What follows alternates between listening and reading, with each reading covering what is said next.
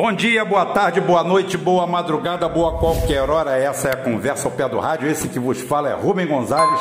Esse é o nosso canal, esse é o nosso portal, essa é a nossa trincheira. E aqui é aquele espaço onde a gente fala que não quer que ninguém pense como a gente. Queremos apenas que todos pensem. É isso aí, gente. Primeiro, agradecer aqui a participação de muita gente na live de ontem. A live foi muito boa, foi maravilhosa. O André Ioras dando uma aula de conhecimento da história da nossa aviação, a história da nossa, vamos dizer, aviação, a reação, porque ele já entra nesse período, né? E as histórias ocultas, a história oculta, a Panair, como a Panair acabou, como acabou, de que jeito acabou. Foi uma verdadeira aula. Faltou o meu sobrinho, porque eu sou um homem de manutenção, o André Ioras é um homem de manutenção e meu sobrinho também, só que meu sobrinho está na ativa, e quem é de manutenção não tem hora, não tem horário, e o meu sobrinho ontem saiu de madrugada da empresa porque estava com problema de pressão de óleo numa máquina que ele estava colocando, liberando ela de serviço, para serviço, né? Então é o seguinte, é isso, essa é a vida do operário, do trabalhador, de quem sabe o que é meter a mão, meter a mão. Isso daí não tira mérito nenhum de quem não mete a mão, porque trabalhador somos todos. Mas foi maravilhosa. Quem não assistiu, assista, por favor. E aqui também um recado, Vicentino, a camisa chegou, a camisa não, as camisas, porque uma desencalhou a outra, aí chegaram duas. Então, como eu tenho que dar uma camisa para Marcão, meu amigo Marcão do vôlei, tá? Que está sempre escutando a gente aqui, esse daí, gente, eu estou dando para ele porque é recíproca. O que eu tenho de camisas aqui da seleção de vôlei brasileira, eu não tenho como... Todas as camisas da seleção de vôlei eu já ganhei. Short, camisa. Então, o mínimo que eu tenho que fazer é dar para ele uma camisa do portal aqui. E, gente, camisas estão em oferta.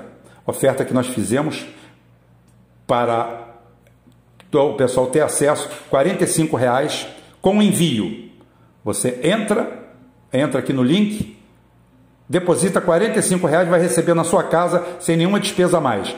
É uma lingada só de camisa, só uma quantidade de camisa, não vai ser repetida essa arte, tá? Excelente, muito bem feita, muito bem impressa, bonita, camisa de malha, preta como deve ser a nossa daqui, tranquila, negritude total, escuridão. Então é o seguinte, esse daí é o papo para dar para essas camisas aí, tá bom? E, dito isto, passado isto, falado sobre tudo isso, vamos hoje ao tema de hoje. Hoje não é que tenha tema. Hoje, eu conversando ontem com meu amigo Gustavo, e hoje eu vou fazer uma homenagem, não. Homenagem é coisa, pelo amor de Deus. Eu vou fazer uma lembrança. Uma lembrança aqui, eu vou falar de um assunto que me é muito caro, que eu sinto orgulho demais, e ao mesmo tempo que eu sinto orgulho, sinto pena, sofro quando toco nesse assunto, que é sobre a Petrobras. Então esse programa aqui, hoje, ele é dedicado principalmente a uma figura ímpar desse país aqui, que é o Paulo César Ribeiro Lima. Paulo César Ribeiro Lima, para quem está mais afeito a esse campo aqui nosso trabalhista, é o Paulão da Petrobras, trabalhou 16 anos na Petrobras, atuou no desenvolvimento de tecnologia para exploração e produção de petróleo em águas profundas, e depois atuou como consultor legislativo da Câmara, tá? Ele participou ativamente no processo legislativo para os novos marcos legais do pré-sal, dos royalties, para a educação e saúde, dos biocombustíveis, do setor elétrico e do setor mineral. É um cara que sempre pensou no Brasil e nunca, em momento algum, ele deixou de ser petroleiro. Petroleiro é uma coisa especial, só quem foi petroleiro... Quer dizer, ninguém nunca foi petroleiro. Quem passa a ser petroleiro não deixa de ser petroleiro nunca. E esse daí é o maior orgulho que eu carrego. Como o maior orgulho que eu tenho é ter trabalhado 26 anos na Petrobras. Orgulho que eu tenho de ter trabalhado 16 anos offshore.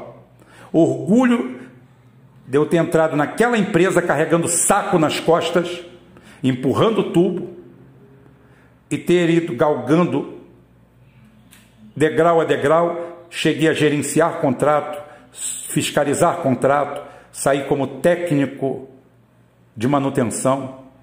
Saí não, ainda estou na empresa, tenho uma ligação com a empresa, existe uma ação na justiça. No desenvolver do programa aqui tem coisa que é segredo de justiça, não posso falar, mas é sobre isso. E para isso você tem que entender o que é a Petrobras, mais ou menos.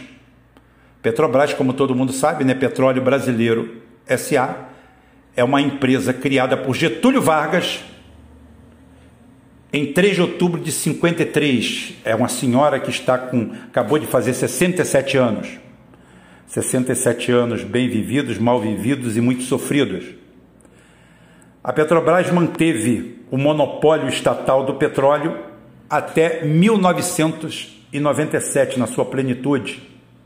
E daí para cá foi aberto todo o refino, se não me engano, vai até 95. Mas aí acontecem alguns fenômenos que eu previ a vida inteira. Pode ficar tranquilo, gente, que não vai haver nenhuma refinaria montada por nenhuma empresa de fora. Por quê, Rubem? Olha, eu respondo, o Paulão responde, uma refinaria leva 50 anos para se pagar. E ninguém quer investir num país que é uma sesmaria, que é uma fazendola longe, porque o Brasil é isso, é uma sesmaria de alguém. As pessoas vêm aqui para tirar proveito. O cara vai investir na Austrália, na Nova Zelândia, no Japão, na Europa, aonde os governos dos países exigem contrapartidas. Aqui não, aqui é só exploração. Aqui somos destruídos, saqueados e pronto. E está aí, passados 25 anos da abertura do refino, do monopólio de refino da Petrobras, tirando micro-refinarias ridículas que produzem 2 pinicos de óleo por dia, coisa que dá para fazer no fundo da casa da gente. Refinaria de verdade não apareceu nenhuma, nem vai aparecer. Agora aparecem clientes para todas, que esse novo banditismo chamado de neoliberalismo ataca a empresa. Mas por que eu faço a história? Porque nós estamos num momento triste da nossa vida, e eu acho que nós estamos assim no fosso cultural, no fosso de informação, aonde as pessoas têm a falsa sensação do conhecimento quando nada conhecem. São todos idiots savants, pessoas ignorantes, que não têm conhecimento amplo de nada do que acontece e seguem como gado certas máximas, porque talvez ele conseguiu uma posição melhor na vida, porque talvez a posição dele esteja melhor, ou porque ele ganhe 5, 6, 8, 10 ou 12 mil reais por mês e acha que ele faça parte de uma elite e que o resto é o resto, e que a Petrobras é um antro de roubalheira e que o governo federal é um lixo, só ele que é bom. Porque o brasileiro é estranho, né? O brasileiro combate o Estado, mas ensina o filho a tentar fazer um concurso para o Estado. O brasileiro, ele é contra a Petrobras porque é um cabide de emprego, tem roubalheira, mas ao mesmo tempo ele quer combustível barato. E não dá, não dá. Não existe almoço grátis, gente. Não existe nada disso, infelizmente. Mas o que eu quero dizer isso, porque nós estamos num momento ímpar, porque a primeira coisa que nós temos que nos desgarrar é dessa história de esquerda e direita. E eu apelo para a história para falar disso, para a história da Petrobras. A Petrobras foi criada por um trabalhista. A Petrobras já foi defendida por comunistas. A Petrobras foi defendida por socialistas com unha e dentes, estatizantes. E foi defendida com unhas e dentes por militares de direita. O anacrônico na história da Petrobras, e que ela une as pessoas em torno de um bem comum que é o país, é exatamente isso. A Petrobras é criada pelo trabalhista getulista em 53, e eis que depois disso ninguém investiu mais, ninguém a transformou mais, ninguém a elevou mais do que o triunvirato gaúcho, os 3 generais gaúchos, Arthur da Costa e Silva, Henrique Garrastazu Médici e Ernesto Geisel, o maior de todos, porque Ernesto Geisel, além de ser presidente do Brasil, foi presidente da empresa na gestão anterior de Médici. E foi aí que a Petrobras criou a sua maioridade, porque eu costumo dizer que o Brasil saiu da Idade da Pedra com a CSN, e o Brasil ingressa no século XX finalmente com a Petrobras. É a liberdade, porque energia é liberdade. E estrategistas como eram e nacionalistas como eram esses generais, em que pese ou que possa pesar qualquer outro viés político, esse vai na frente de tudo. Eles tinham a energia como a fonte, a base de tudo, que é a puta realidade. Ou você acha que o norte quer esse cone, esse funil sul, aqui, que vai de Brasil a Venezuela, 450 milhões de almas, que pouco importam para eles, contanto que tenham 10 milhões para servi-los, e para quem eles dão um green cardzinho para mandarem aqui, o que eles querem aqui são nossas riquezas. É tudo que nós temos e tudo que nós podemos produzir. E com a Petrobras não é diferente. A Petrobras vem e cria sua maioridade exatamente no governo Geisel.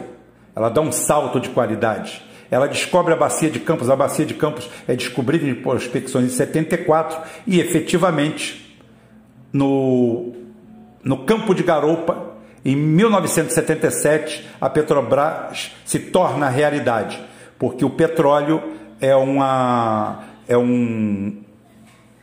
mineral, tá? É uma exploração mineral que atende a certas particularidades. Uma delas, a principal dela, é que você precisa de uma rocha trapeadora para criar o petróleo não é fácil. O petróleo é aquele desenho que tem uma cisterna de petróleo lá embaixo. Aquilo não existe, gente. Aquilo não existe, tá? Aquilo é uma rocha porosa, chamada de rocha trapeadora. Ali dentro tem água, gás, água extremamente salgada, gás, o petróleo e rocha. Você é obrigado a fazer uma explosão lá embaixo para isso. Isso aí é um dado técnico, eu não vou me aprofundar nisso. Então não existe petróleo fácil. E no Brasil, para piorar, ele é em alto mar. E para isso você precisa de tecnologia. E em 77 a gente começa a fazer isso. E depois a gente entra na pujança. A gente começa a abrir novos campos, Bacia de Campos, Polo Nordeste da Bacia de Campos, Marlim e, por último, as águas profundas. Outros campos, é claro, mas eu estou fazendo grandezas. Bacia de Santos e águas profundas, águas ultraprofundas, o pré-sal, que já era conhecido, mas não havia tecnologia para exploração.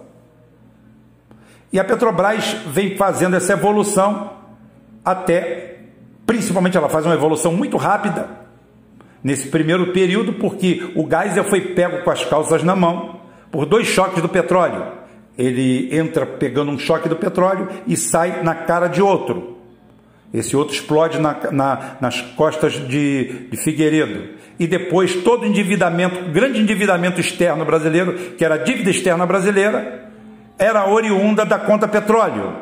Porque a cada dia que passava, a nossa conta aumentava. É uma coisa simples. Déficit, déficit, déficit. Então, o Brasil sempre trabalhou com a visão de a independência na produção. Nos tornarmos autossuficientes. Tá?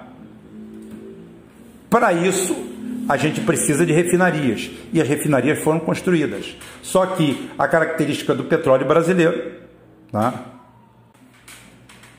é ser alguns, principalmente quando nós fizemos a primeira crescimento exponencial de petróleo, um óleo com um API muito baixo. Tá? O API American Petroleum Institute, é um índice criado internacionalmente para dar o nível de viscosidade do petróleo. Tá?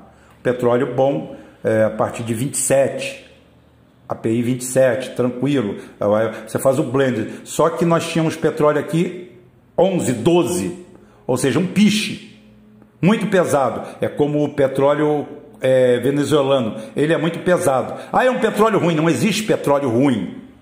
Existe petróleo com características. Existe petróleo com características, até a base dele são características diferentes. Tá? Então, existe petróleo com características. Esse petróleo mais pesado tem uma vantagem, ele dá muito mais subprodutos, diferente do mais leve. Você pega um petróleo API 38, você pega ele e joga dentro da máquina e ela funciona. Você dá uma filtrada nela e o motor diesel funciona direto com ele, de saída do campo. Direto, sem tratamento. Tá? Mas aí nós temos que fazer as novas refinarias e quando foi Abreu Lima e aqui. Mas eu estou mudando um pouquinho a sequência da história. A Petrobras começa a sentir o peso do neoliberalismo em 1990, quando a Petrobras começa a dar o primeiro golpe, ou receber o primeiro golpe das equipes econômicas brasileiras que se sucedem. A destruição e o desmonte do seu setor de perfuração, que é onde eu entrei. Eu entrei na Petrobras em 1987, no DPSE, Departamento de Perfuração do Sudeste. Existia DPSA, DPBE, DPBA, DPNE, Departamento de Perfuração do Nordeste, Departamento de Perfuração da Bahia, tinha só um departamento de perfuração só na Bahia, Departamento de Perfuração do Sudeste, que era aqui embaixo, DPSE, apelidado da gente de Departamento do Espião Sem Esperança. Éramos nós aqui, né? Então é o seguinte, trabalhei no NUSON, núcleo de sonda modulada, que eram umas sondas iguais de terra, colocadas em plataformas fixas, que perfuram dentro de um template, se movem em cluster, e ali você faz a perfuração de 12, 18, 24 poços na mesma plataforma. Poços são direcionais, mas isso como foi, são dados técnicos. Depois, quando eu fizer uma live, de repente eu faço uma live amanhã, e vocês perguntam o que quiserem, e aí eu respondo. Não tem problema nenhum. E as plataformas flutuantes, quando a Petrobras vai ao Japão e à França, ainda na década de 80, e adquire P9, P10, P11, P12, P14, e P15, P16, uma série de plataformas, o primeiro lote. E com o neoliberalismo entrando no Brasil em 90, a Petrobras se fecha, começa a encolher, apesar da gente conseguir aumentar a produção. Contra tudo e contra todos, a Petrobras começa a aumentar a produção. Eu entrei em 87 e, para quem não sabe, eu fiquei 15 anos como sendo dos funcionários mais novos, a leva de funcionários mais novos, porque a Petrobras não abria concurso. A Petrobras foi encolhendo, tá? A ponto que nós chegamos a ter, acho que 25 mil funcionários. Hoje está na faixa de 46, já chegamos a ser 60 e poucos mil. E eles começam destruindo a perfuração, terceirizando. A Petrobras começa a sofrer um processo de terceirização interna, uma privatização branca violenta. Governo Fernando Henrique Cardoso, entreguismo geral. Entreguismo, compra de novas unidades superfaturadas. A história da P36, que eu já falei que um dia eu vou contar aqui só a história da P36. Muita gente envolvida até o pescoço, muita lama, muita podridão, muita marítima, muita propina, muita casa na Barra, muita mansão em Miami, muita festa.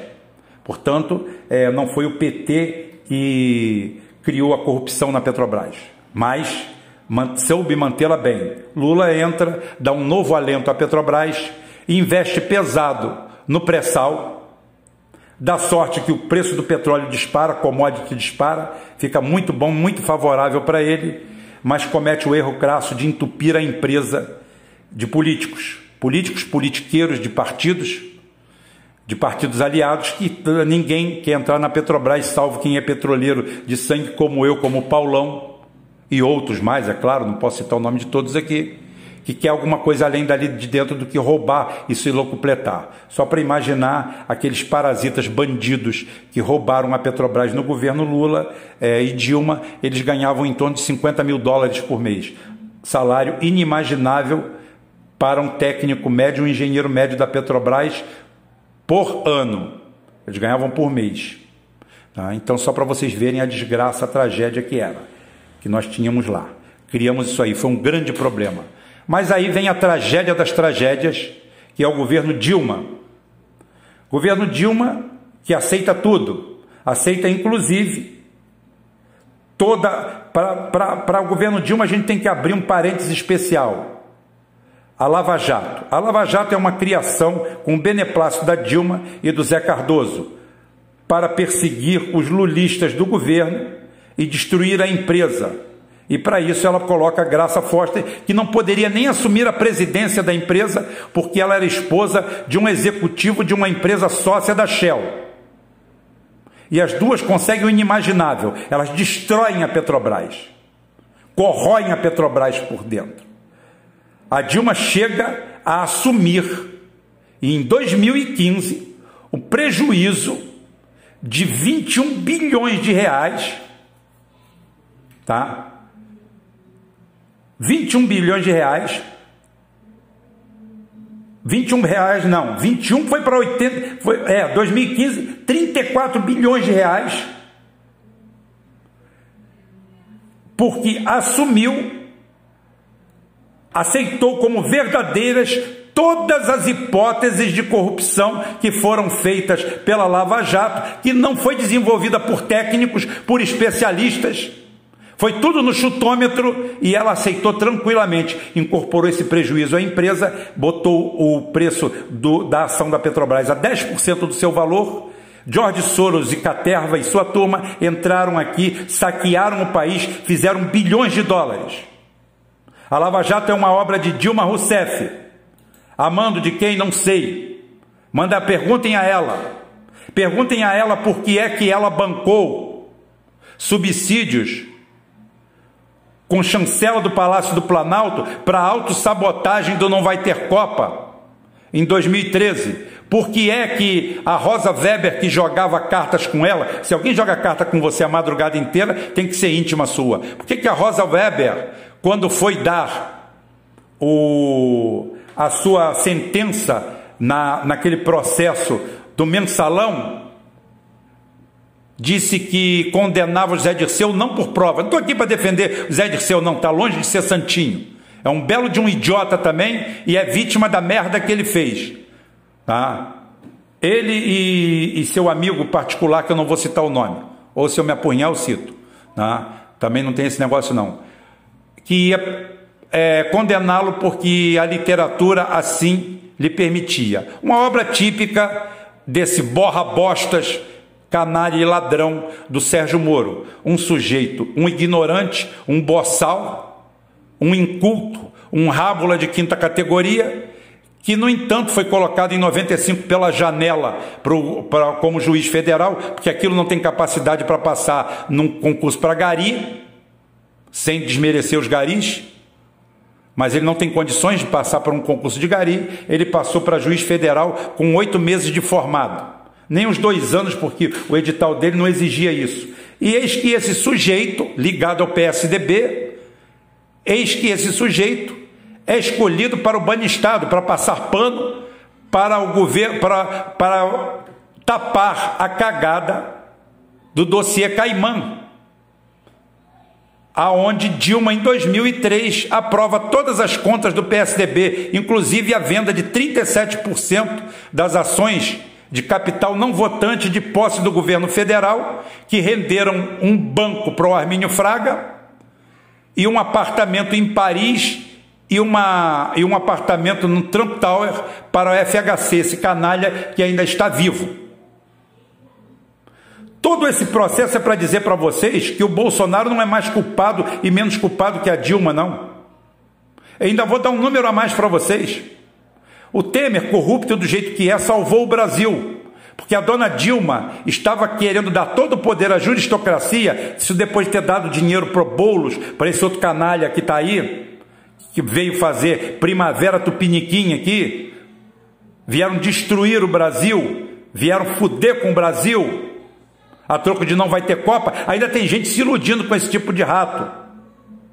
Essa turma faz tudo isso aí, e isso desemboca no governo Temer, que ainda segura a onda, mesmo com corrupção, consegue brecar a Lava Jato, porque a Lava Jato, o processo de juristocracia, era destruir o Brasil de cabo a rabo. E a dona Dilma lavou as mãos porque fazia parte do processo. Aí inventaram uma história que a Lava Jato foi uma investigação de posto de gasolina, é mentira. Uma investigação sobre Lava Jato é mentira. 2 laptops da Petrobras que sumiram, mentira. Previtória, mentira. A Petrobras não tem arquivo fora do sistema. Ninguém guarda arquivos exclusivos dentro de um laptop. Não existe autorização para isso. Nós temos um sistema integrado, que lamentavelmente também foi invadido por terceirizados. Nosso setor, nosso CPD passou a ser gerenciado, antes era só funcionário de carreira, passou nesse processo de terceirização branca, tudo isso aí. Desencadeou nas refinarias Abreu Lima, Comperj, que é aqui na minha cidade, que se gasta dinheiro até hoje e ainda não produziu nada, a não ser escândalos. Lula deixa isso aí cair na mão de Eduardo Cunha, da turma toda, e virou um filé, porque afinal quem roubava a empresa desde sempre era o pessoal do PSDB, e o pessoal do PT se aliou a essa turma para também continuar roubando e pegando a menor parte. Burros estavam com o poder na mão, ainda distribuíram o poder principal para os outros, e assim cai a Petrobras, saqueiam a Petrobras, e a Petrobras hoje, apesar de produzir mais de 2 milhões de barris de petróleo por dia, está aí na mão dessa turma. Hoje o nosso principal, o presidente, o CEO, é o tal do Roberto Castelo Branco, um canalha da pior espécie, economista brasileiro, que foi nomeado pelo Paulo Guedes, tá? E que simplesmente vem de... Você imagina o cara dirigir o Flamengo e falar assim, olha só, eu quero dizer que eu sou o novo diretor do Flamengo, ou do Corinthians, não vou nem citar o meu time, tá? Vou citar 2 times de massa. Olha, eu vim aqui, mas eu quero dizer para vocês que eu gosto de basquete. Eu odeio futebol. Eu vou vender os craques do Flamengo, vou contratar jogadores do Olaria e do São Cristóvão, tá? Vou acabar com as divisões de base. O que você faria como torcedor? Bem, é isso aí que é o Castelo Branco. É um filho da puta que vive de mamar nas tetas da empresa. Aí, negociata demais. É mais um Chicago Boy da quadrilha desse Paulo Guedes, que o cara odeia empresa estatal. Você imagina um cara que odeia futebol dirigindo futebol. Você imagina um cara que odeia basquete dirigindo um time de basquete. Qual solução que você vai ter para isso? O cara está entrando para destruir a empresa. E agora apareceram clientes para tudo. Mas, porém, todavia, contudo, no entanto, nada é tão ruim que não possa piorar. Essa quadrilha, essa gangue liderada pelo Paulo Guedes, o cara tem 70 anos, já está mais perto da sepultura do que outra coisa, e ainda está pensando em como saquear o Brasil pelos próximos 30 anos. Eles estão arrecadando 35 bilhões, vendendo tudo da empresa, refinaria, terminais, dutos, né, Paulão? Tá? Vendendo tudo. Aí eu falo assim, não, tudo bem, porque... Vamos fazer o que com esse dinheiro? Vamos distribuir ele em dividendos. 60% dos dividendos da Petrobras vai para Wall Street. É por isso que eles colocam um presidente, que é um Chicago Boy. Um canalha, bandido, que vem tomar conta da empresa, saquear a mesma e destruir ela com método e critério. Venda de campos começou com a Dilma, tá? A Dilma começa entregando pré-sal. Lembro da votação como se fosse hoje. Senadores do PT fugiram da raia para o governo não ganhar. Fez um acordão, sempre tragédia. Tudo que emana de Dilma fede. Começando pela aprovação de contas do PSDB em 2002. Quando houve roubalheira, pilhagem explícita, apagão, essa mulher que veio aí com conhecimento, ninguém sabe de nada, porque essa mulher não é especialista em porra nenhuma, em nada. A única coisa que ela montou na vida, que ela tentou gerir, foi uma loja de R$1,99 e quebrou. Ela começa no PDT, bancando o PDT, junto com o Carlos, o marido dela, que todos dois foram estranhamente presos, e todos dois estranhamente, tem muita gente da época da repressão que tem nariz torcido contra eles, que sabe de coisa demais. E essa mulher, que é incensada aí por muitos, vem e acaba fazendo isso aí. Hoje, a triste história da Petrobras é isso. Todo o seu patrimônio está sendo dilapidado para pagar dividendos de um período onde a empresa tem prejuízo. Fora isso, os dutos. Você imagina, né? Você tem um carro, seu carro custou 50 mil reais, eu vou à sua casa, te dou 5 mil no seu carro, te pago com um cheque pré-datado seu para daqui a 10 anos e falo para você, ó parceiro, fica tranquilo aí, que agora é o seguinte, eu alugo o carro para você. É mesmo? Que legal. Quanto? 5 mil por mês, tá bom? Porra, que negoção, cara. Gostei de você. Aí, somos amigos agora. Você vê só, o carro valia 50 mil, te vendi por 5, recebi em dinheiro meu mesmo, que eu não sei se eu vou receber um dia, porque é moeda podre, e eu ainda vou ter que te pagar 5 mil por mês para usar o meu carro, que era meu. Cara, que negócio bom.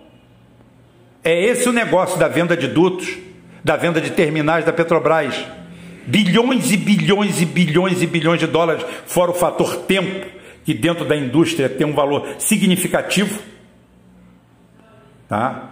Tudo isso entregue de mão beijada. Refinarias, tudo. Essa gente não pode ser só fuzilada. Essa gente precisa de mais coisa do que isso. Esse pessoal tem que pegar prisão perpétua, passar dieta de 300 calorias e trabalhar no sol, sem direito a protetor solar. Rubens é desumano. Desumano é o que esses caras fazem. Esses caras são desumanos. Esses caras são canalhas. Você botar para presidir uma Petrobras, um economista, um Chicago boy que tem compromisso, que odeia estatal. Quem tem que dirigir estatal é quem ama estatal. Quem tinha que dirigir a Petrobras era um Paulo César. Ele que tinha que ser o Paulão, que tinha que ser presidente da Petrobras. É quem faz aquilo que ama, que gosta. Como os técnicos de futebol, voltando para a analogia do futebol. Agora você bota um cara que odeia futebol, que quer acabar com o futebol, fechar o futebol, e você bota ele para dirigir, você sabe qual vai ser o destino do seu time. E para te dizer uma coisa, a Petrobras, depois que foi destruída pela Dilma, e entrou essa bandidagem aí para acabar com ela, como eu falei, se você quer gasolina barata, esquece. Não é com a Petrobras privatizada que tu vai ter gasolina barata. Você está fudido. Você está fudido. Tá? Depois disso tudo, a Petrobras parou de investir no mercado interno. A Petrobras chegou a fazer 28% do mercado interno. Milhões de desempregados no efeito cascata estão desempregados por causa da Petrobras. Até o cara que trabalha no mercadinho, na padaria perto da sua casa, ele está desempregado por causa do efeito Petrobras. Porque empregados terceirizados da Petrobras pararam de comprar pão, pararam de consumir e ainda viraram concorrentes de mão de obra. É essa história que nós temos, essa tragédia que nós temos. Eu tenho muita coisa para falar da Petrobras, talvez eu faça live amanhã para complementar isso aqui. Isso daqui, como eu falei, é uma lembrança para o Paulo César Ribeiro Lima, como já falei, um homem que tem petróleo nas veias, como eu também tenho. Eu quero dizer para vocês que eu sou técnico de manutenção, entrei na Petrobras, tudo que eu sou, tudo que eu tenho, principalmente como ser humano, tudo eu devo à Petrobras. Devo sim, eu dei meu trabalho, mas recebi muito em troca. E eu quero dizer para vocês, quem não conhece, um trabalho em equipe, o Paulo César, por exemplo, ele é doutor em engenharia, mas chega um momento quando você trabalha em desenvolvimento, você trabalha em projeto, todo mundo ali dentro é petroleiro. O eletricista, o mecânico, o instrumentista, todos eles, todo mundo é petroleiro. Você começa a falar uma língua única. É uma língua única, é um linguajar único, é um som único, é uma vida única, são termos únicos. A gente sabe o que está falando. Quem olha de fora pensa que a gente está falando em outra língua. E é a nossa língua, é a língua do petroleiro, é a língua de quem ama a Petrobras, quem tem amor por aquilo. Ah, porque vocês ganhavam bem, vocês não estão por fora. A Petrobras não paga salário nenhum. Paga salário bom é assessor parlamentar. Lá, não estou falando o Paulão, não, que o Paulão entrou por concurso para lá, tá? Eu estou falando os assessores que tem por aí, que são indicados, QI, assessor de prefeiturinha, dono de empresinha, essa turma que anda. Não é a gente que anda com 3 Hilux na garagem, não. A gente gosta daquilo, a gente ama aquilo, a gente faz aquilo por amor. A gente sempre quer um salário melhor, a gente quer uma gratificação maior, a gente quer ser reconhecido pelo nosso trabalho. É por isso. É esse o amor que a gente tem ao dinheiro lá dentro. Para dar uma vida melhor para a nossa família, para viver melhor, mas dentro do nosso trabalho, tendo honra, tá? E graça daquilo. Tem bandido no meio? Tem bandido em todo lugar. Tem ladrão no meio? Tem ladrão em todo lugar. Agora, todos os ladrões que tiveram na Petrobras de grande envergadura, todos eles estavam ligados a políticos. E foi aí que a empresa começou a se arrebentar com esse bandido que está lá agora, promovendo esse desmanche. Mais uma vez, como eu falei, Paulão, espero, você é um amigo que eu nunca falei, troquei uma palavra, mas quem fala petrolês, quem é petroleiro, tem o mesmo sangue nas veias. Nosso sangue é misturado com óleo, com graxa, com suor, com lágrimas, com sofrimento. Só a gente sabe o que a gente passa, o que a gente passou e o envolvimento que a gente tem com aquilo. Tenho orgulho de ter participado de uma forma ou de outra da perfuração de mais de 50 poços, metendo a mão, fazendo de tudo, carregando saco, batendo chave flutuante na boca da mesa, jogando cunha, puxando tubo, descendo em rebocador, amarrando tubo, subindo, desmontando motor, montando motor, desmontando guindaste, montando guindaste, montando guincho de perfuração, desmontando guincho de ancoragem, fazendo o que precisa, consertando a geladeira do refeitório, não importa, tudo é um trabalho só, tudo é a mesma coisa, tudo é o mesmo carinho, tudo é o mesmo amor. Hoje, quando as pessoas falam, muitas pessoas me elogiam, falam que eu sei de muita coisa. Pô, Rubem, você sabe desse assunto, sabe desse assunto, sabe desse assunto? Onde você aprendeu tudo isso? Eu aprendi na vida, mas aprendi na Petrobras. A Petrobras é que ensina a gente a fazer isso. Todo mundo deveria, ao invés de servir o quartel, servir a Petrobras.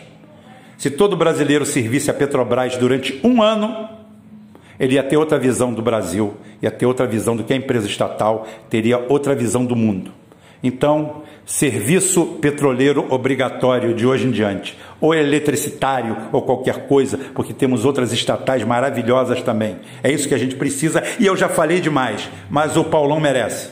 Paulo, um abraço, e principalmente, também Gustavo. Gustavo, foi você que falou comigo, falamos, tratamos isso aqui, eu faria isso. Não entrei tecnicamente em nada, mas esse desabafo. A Petrobras é nossa, o petróleo é nosso. Hoje e sempre, e ninguém vai mudar isso. E amanhã eu faço uma live sobre isso aí. Até amanhã, se Deus quiser, e Ele vai querer. Fui!